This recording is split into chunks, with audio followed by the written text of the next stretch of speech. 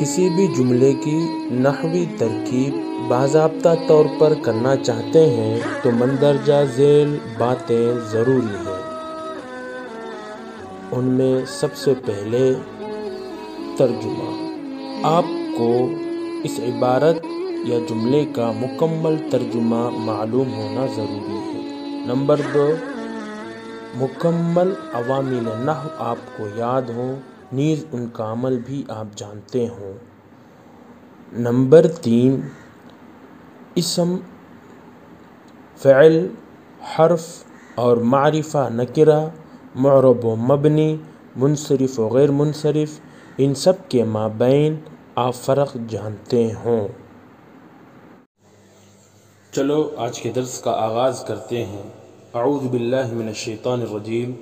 اعوذ فعل مضارع ہے اور اس کا فاعل انا اس میں پوشیدہ ہے۔ با حرف جر ہے، اللہ مجرور ہے۔ باجار اپنے مجرور سے مل کر اعوذ فعل کا متعلق اول۔ من حرف جر ہے، الشیطانی مجرور ہے اور وہ موصوف ہے۔